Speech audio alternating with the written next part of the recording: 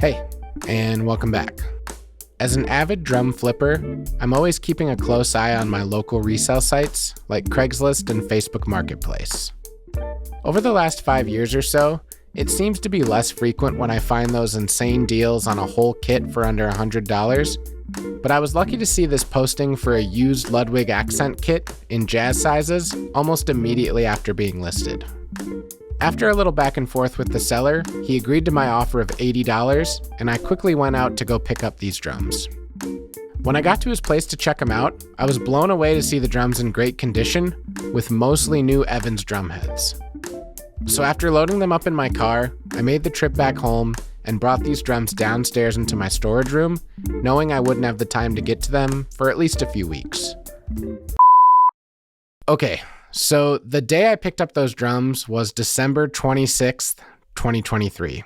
I remember it well because it was the day after Christmas and I was still in a holiday break mode.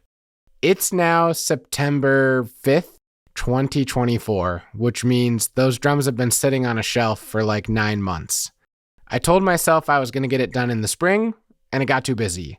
And then I told myself it would get done before the summer craziness started, and that didn't happen either.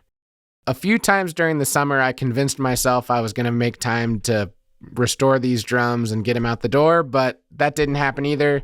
And now we're starting the fall, and I'm going to make this happen right now. So let's get started. I figured it would be fun to showcase this kit in its current state before digging into the refinish, reheading, and tuning of it. These older Accent CS custom kits were really fairly nice for being an entry-level set, and this isn't the first time I've been able to play on one of these. This model included 10x8 and 12x8 inch rack toms with suspension mounts, a 14x12 inch floor tom with legs, an 18x14 inch bass drum, and a 14x5 matching snare. Even though these were made overseas and looked at as a budget model, they were built with high quality components, including birch shells.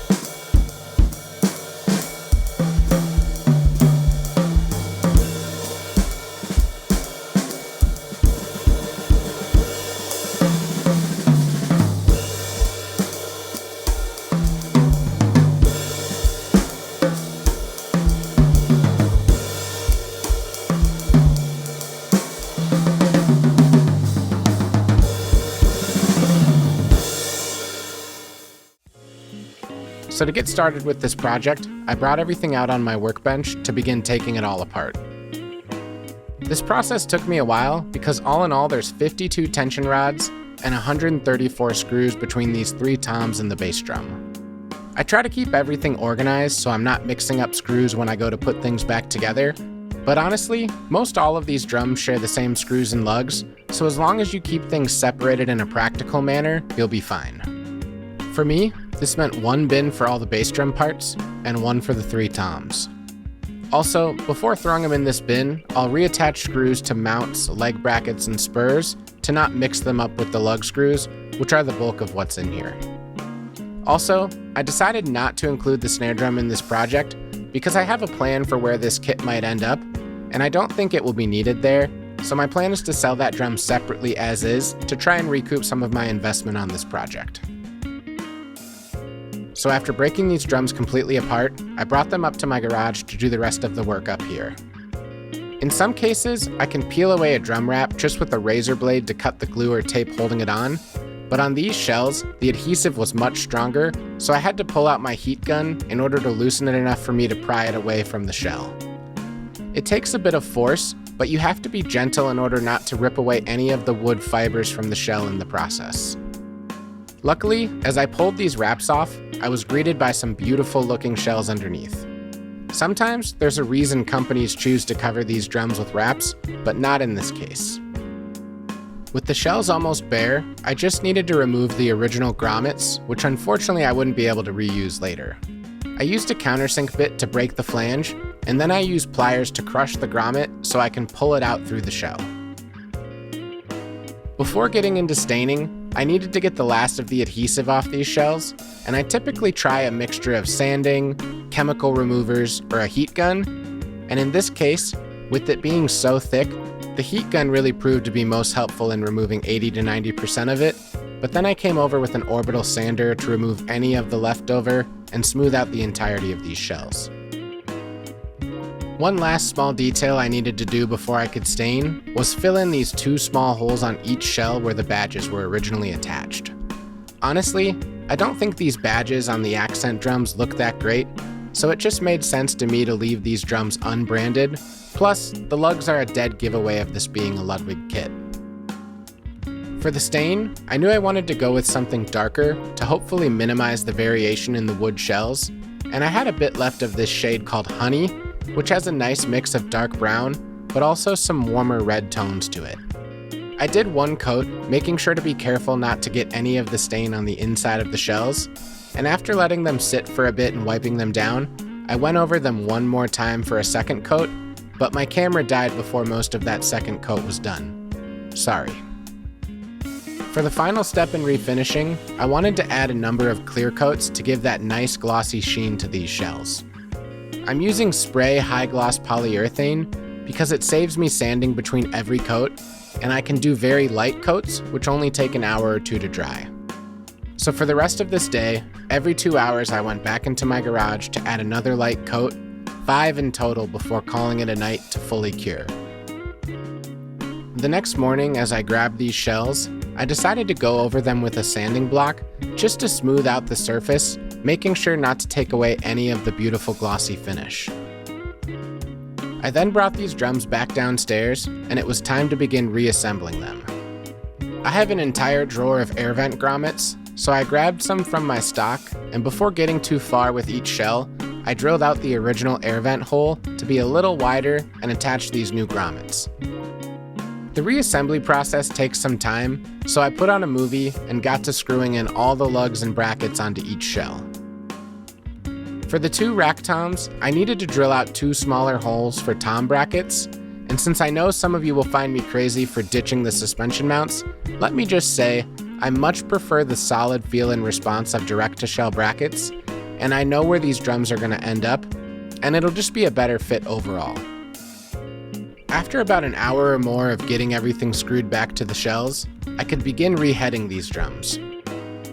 Even though the heads that came with these drums were in really good shape, I still went back to my storage room to go through my inventory of used drum heads so I could find something that was a good fit for these drums sonically.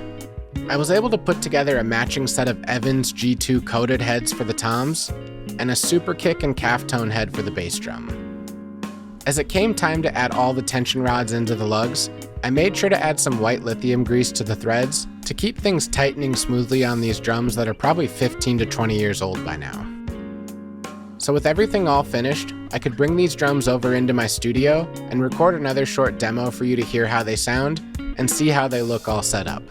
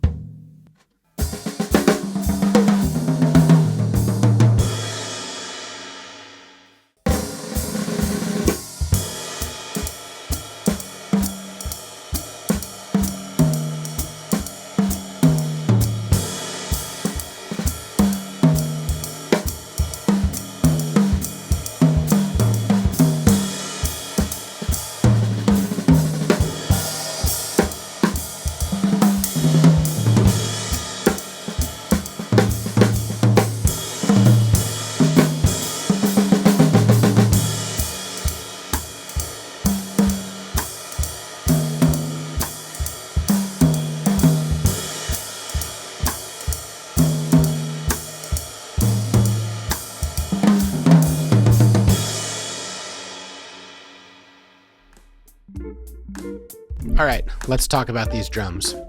Overall, I think they look really nice, with the exception of the 10-inch tom, and that's the one I grabbed here. This one, when I was pulling the wrap off, I could tell had a different tone to the natural wood. I assume it's still birch. There's no way they would have had a different species of wood in there, but that's part of the reason why they might cover up drums, because it is a natural organic substance. So even if you put 10 birch shells or 10 walnut shells or 10 maple next to each other, there's going to be some variation in the color, not just the grain variety.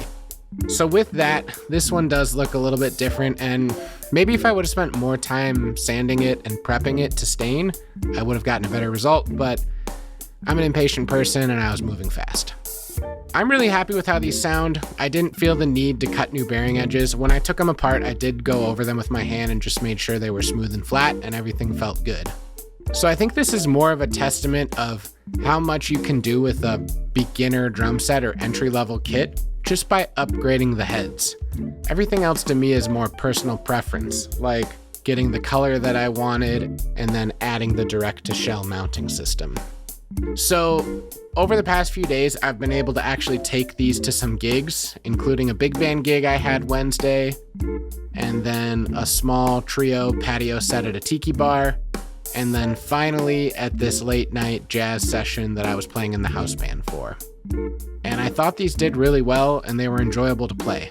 Now, I have plenty of great drums in my collection already that I much prefer to gig with, so my plan for these is actually to set them up at a local venue in town that does a ton of live music. My buddy Taylor, who runs the music there, has been graciously hosting his own drum set there since the inception of the series, and now that they're having Thursday night jazz every week, there's even more artists using the kit. And I kind of helped him years ago with this Pearl Rhythm Traveler that I set him up with to use there, because it has a very narrow bass drum that can fit on the stage. But I talked to him about keeping this kit there, and I feel really good about that, because at the end of the day, I have $80 into this. Everything I used was parts on hand, and my hope is to get maybe like 40, 50 bucks back for the snare selling it. So I'll take a loss of 30, set it up there, and as a bonus, I think he might send me back with that old Rhythm Traveler set, and maybe I'll find something to do with that. I'm gonna make a new bass drum head for this one before I bring it up there, but with that, I'll close out the video with setting it up at the venue and you can take a look at it, and until next time, thanks.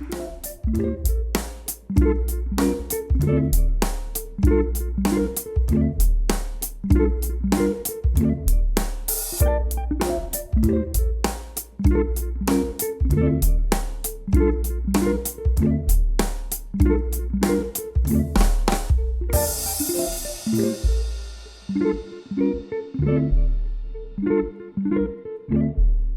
you.